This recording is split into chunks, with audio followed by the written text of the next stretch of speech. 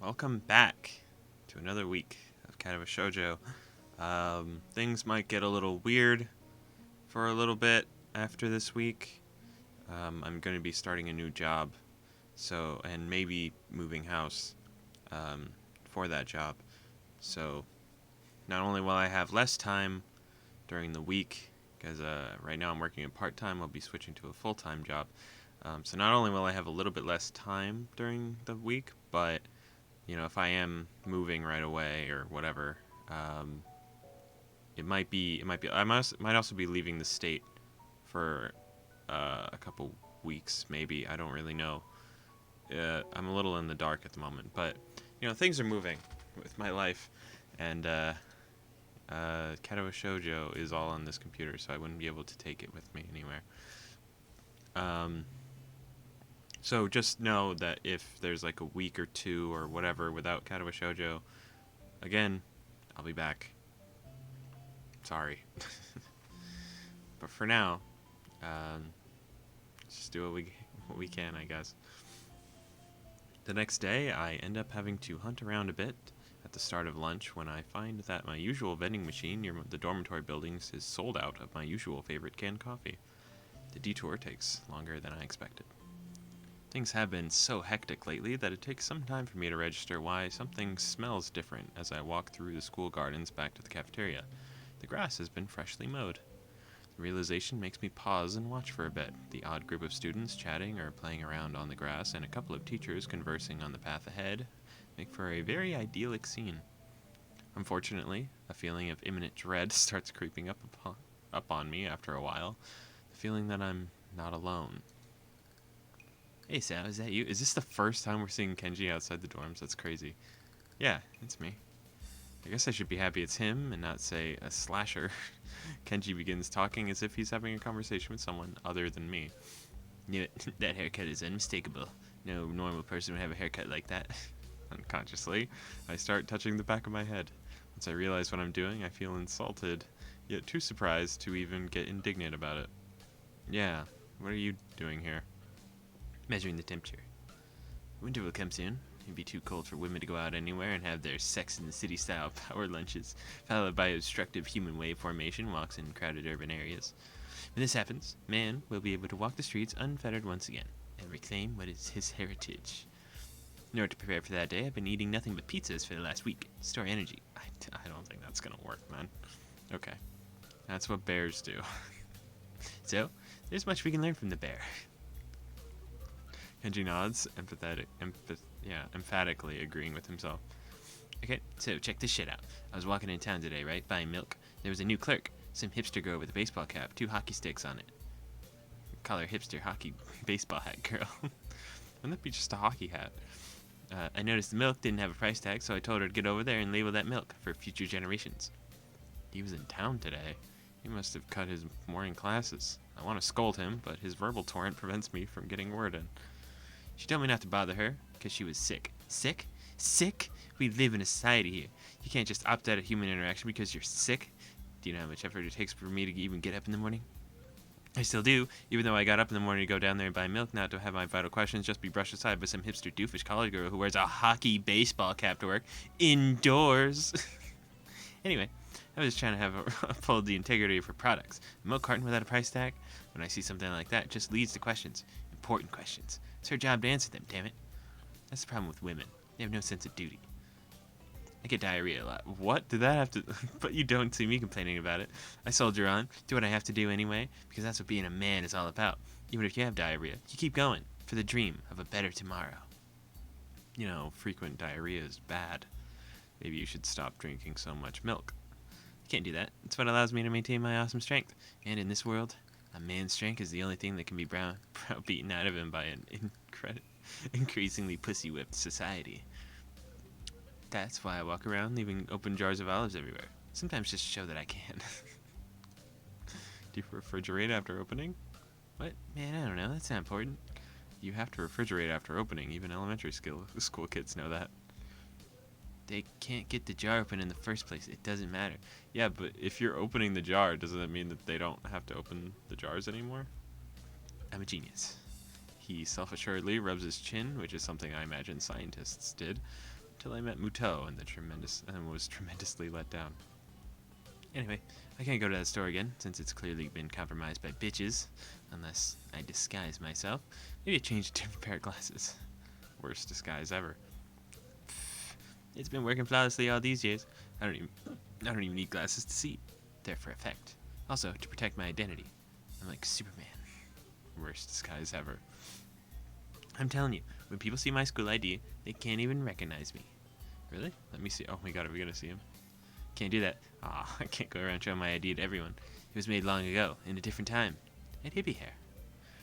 While I'm trying to imagine that, Kenji takes his glasses off.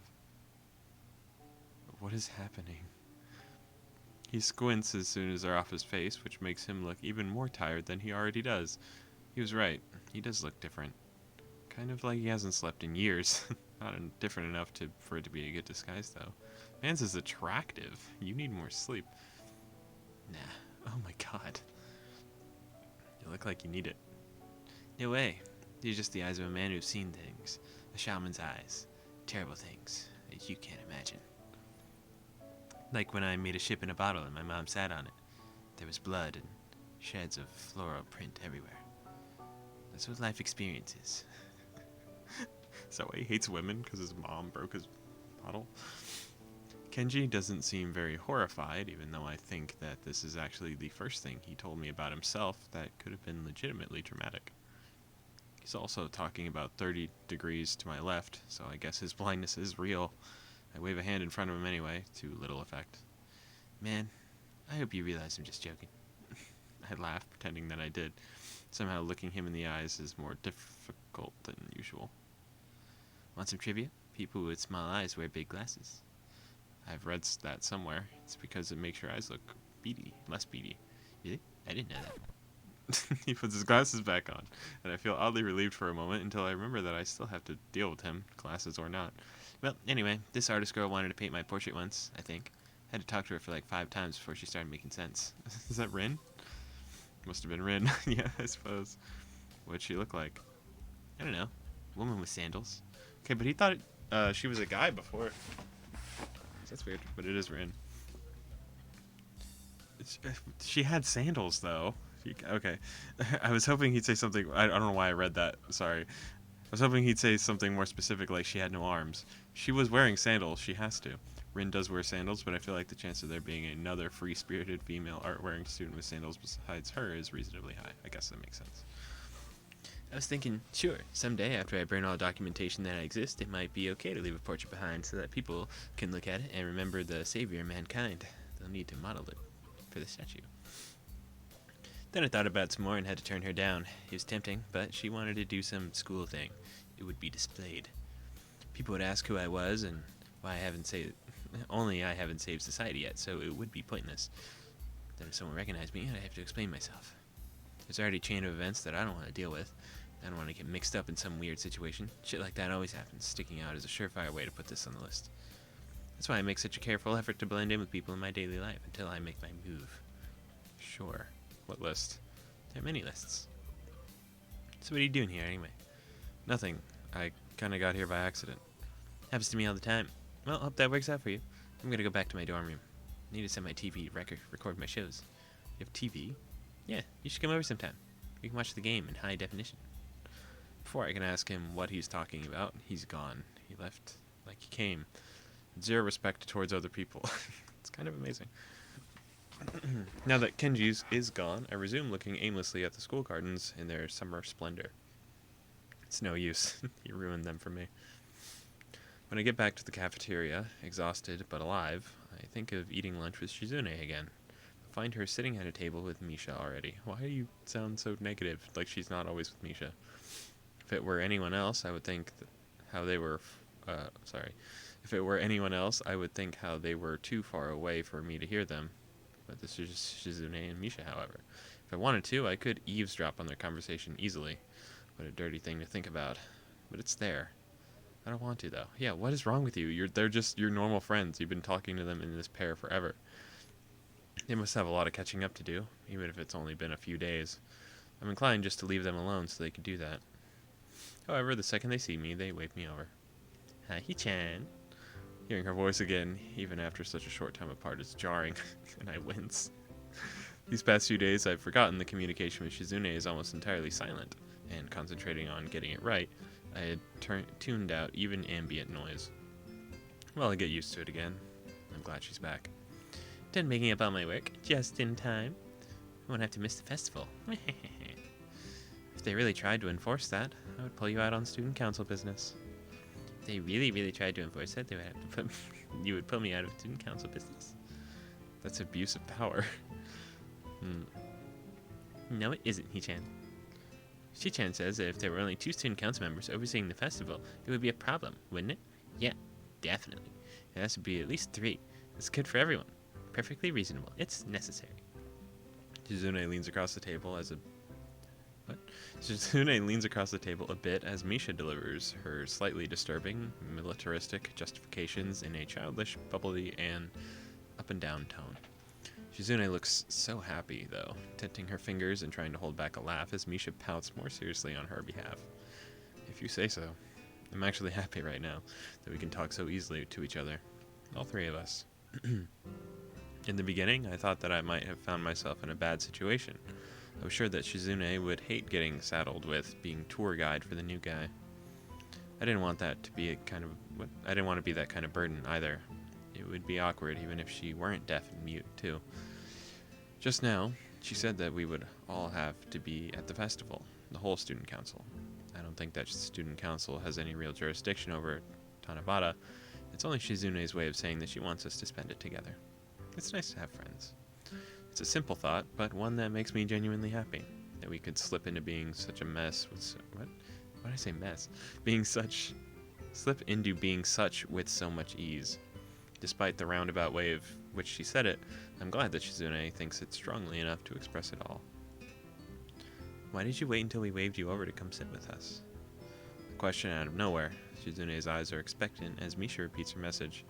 I feel like teasing her. You want me to sit with you that badly? We are in the student council. We should sit together as much as possible. It's logic. Anyone who would jump at the chance to sit with 2 cute girls anyway. Damn, she's thinking what we used to think. She pauses in case I might say something like, "You're not that cute," and instantly lock myself into an obvious no-win situation. When I don't take the bait, Shizune becomes more energetic and continues. You're abnormal. Damn. Well, I didn't expect her to end it like that. You're too quick to call other people abnormal. So arrogant. You're too quick to call other people arrogant. That makes you arrogant. And arrogance is abnormal. You're double abnormal. It doesn't work that way. It's a sliding scale. Leaning on her arm, Misha closes her eyes and lets out a low, slow laugh, like a chuckle. Don't laugh. Don't laugh in this kind of situation. I notice that Misha signs everything I say to Shizune anyway, even though I'm signing myself. This is redundant, but it's an unconscious action for Misha. On the other hand, I can't stop. If I let myself take it easy and sign less just because Misha's back, then what was all this for? I don't want to risk losing familiarity with how to sign either. My hands are pretty slow to speak on my behalf as it is. Hichan, you and Shijan talk to each other much more now, back and forth. It's really funny too, like an old married couple, right? Right? What a loaded comment in so many ways. Although, because it's Misha, it can't have been on purpose. That's not a compliment. Shizune doesn't react to Misha trying to pair the 2 of us up. Maybe she didn't see it. Sometimes it does happen, I've noticed. I still wonder if it's really that simple, and why I care so much. But I don't want to think about it too hard.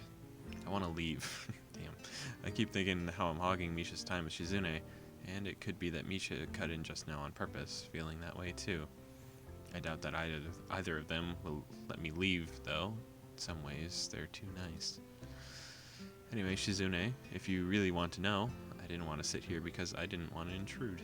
I thought that because Misha being away for supplementary lessons or whatever, you 2 would have a lot to talk about, and I should just leave you alone to catch up. That's why I thought I would just hang back. Don't worry, Misha, I'm not trying to monopolize Shizune. Hichan, it's not like that. You're so considerate, Hichan. Shi-chan is sorry and apologizes.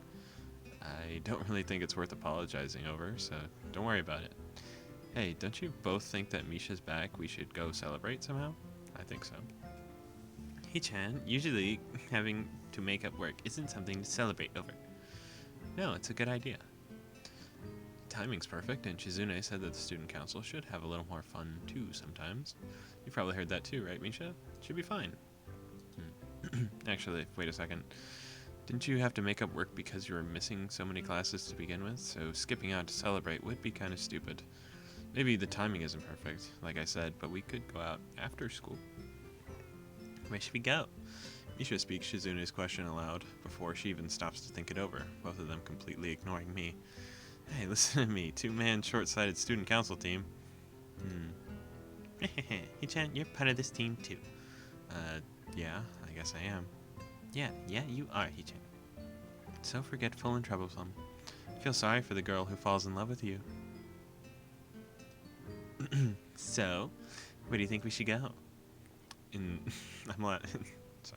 laughing in spite of myself, wanting to point out how Misha seems so enthusiastic now, when she was the one who was most apprehensive about it just a few seconds ago. For whatever reason, I can't bring myself to do it, but this is okay too. After a short discussion on where to go, it seems like the only place all three of us know and are willing to travel to is the Shanghai. A tea house doesn't look like a bad place to celebrate, especially because I'm sure they sell cake there, and cake is the most celebratory food. I guess so. It's kind of a weird reason, but I guess you're not wrong. Haven't seen Yuko in a while either. Neither have the girls.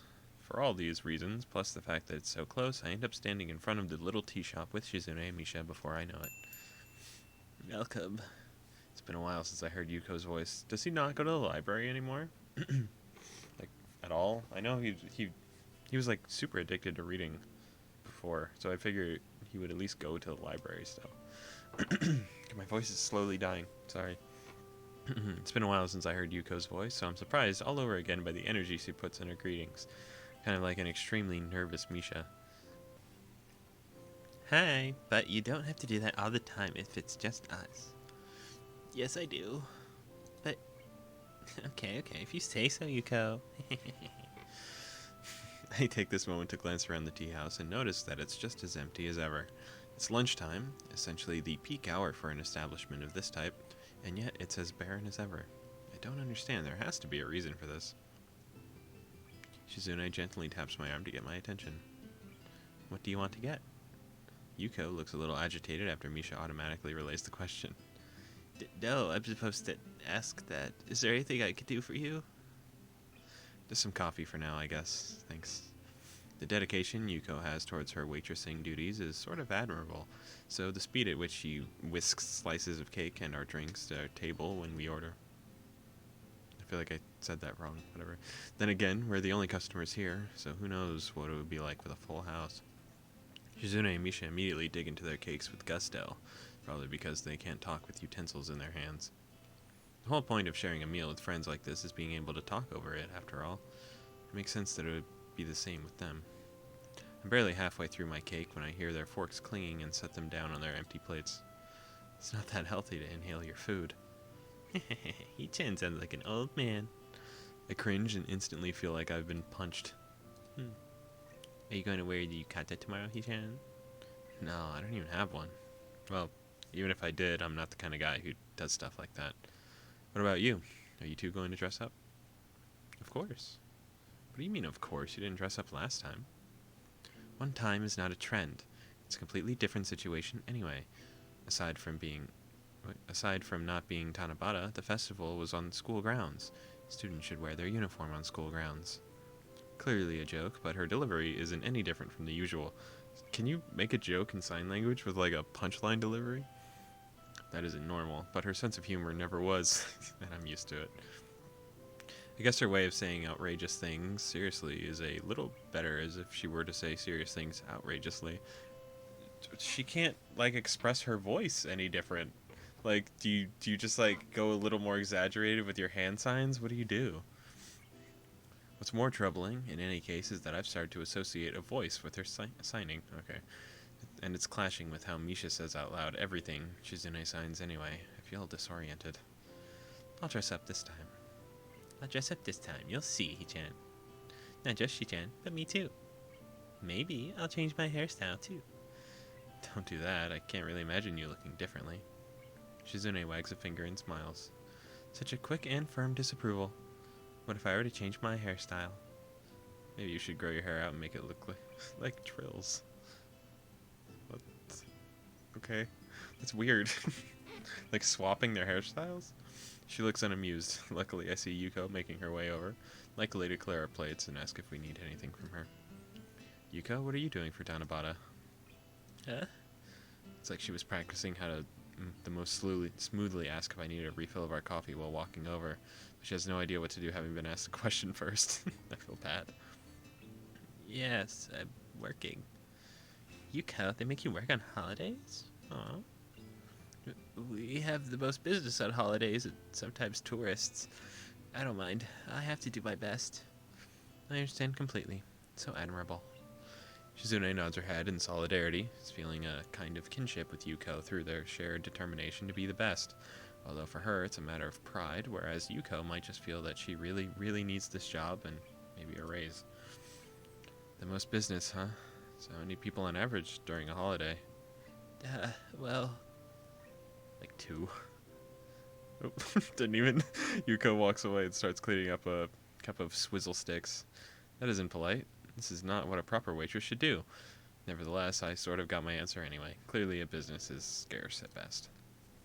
I start to wonder again how the Shanghai remains open at all. Maybe this eclectic style of tea house is a trend that was outrageously successful before I got here, but isn't anymore. They're just keeping it like this while they retool. Maybe the owner is rich and involved in some sort of bet with someone else, or maybe a crazy scheme to see who can lose the most money. Damn. Maybe I've conveniently missed mobs of customers by seconds each visit. Maybe this place is just in front of 4 arms dealers. A front for arms dealers. Since there's no one else here, why don't you sit down with us? We can talk about economic. Oh my gosh. We can talk about economic infeasibility, but Yuko doesn't take the bait, shaking her head from side to side emphatically. I've never really celebrated Tanabata before, or dressed up for anything like this. I'll finally be able to wear my yukata. Yay, yay. What do you mean never? What about last year? Last year Shi-chan and me and the 3-2 class rep ran a stall for the festival. It was a soba stall, I think? Yeah, it was. Yep. The blind class rep of 3-2 must be Lily. Did she say blind? Me and the 3-2 class rep. Oh, because 3-2 class rep is... 3-2 is the blind class. Blind class rep of 3-2 must be Lily. I'm surprised that they were able to work together on anything, but Misha would likely be the best possible buffer for that kind of thing, with how innocent she is. Shi-chan cooked, and Lily took the orders, and I translated for them. Shi-chan kept saying, "It's so inefficient, Misha. Why do you have to be the middleman? As in, why is it a middleman in the first place, huh? It would be fine if I did the cooking and you took the orders. It doesn't make sense at all." Yeah, what? But I think everyone had fun in the end, right, Shi-chan? 3 dots. 9 dots, sorry. Shizune adjusts her glasses grudgingly, causing Misha to break into laughter. It was the old student council's idea, that's why. So what was the last student council like then? Shizune finally decides to step in again, or it's more like she can't stop herself. Terrible. That was blunt. She ends with chopping motion, as if passing judgment on them. Hope she's going to elaborate a little. At universities and some private schools, student councils have control over millions of yen to budget and distribute as needed. Wow, really? Millions? Ah, right. And they are much more involved in school activities too, Hichan. From Misha's tone, it seems like this is newer to her than it is to me. The student council was a joke in comparison. Don't give people positions of power if they don't have any power at all. What's the point? So, I wanted us to have more and more work. It was hard to convince the school and other student council members to allow. Actually, a lot of the work you've seen us do is really work that I took on, which is what Lily was talking about. If it wasn't for Shi-chan, the student council would just be filing attendance reports day in and day out. Would you prefer that, Hichan? Of course, Hichan. As soon as the workload started going up, the most of the student council stopped coming. Shizune's fingers fold over each other carefully. It looks like she wants to add something, but she can't bring herself to. Like she said, sign language gives you a little more time to think about what you say. I guess she feels like she can't talk about this. That was then, and this is now. Let's just have fun tomorrow. That is what she finally settles for. Yeah.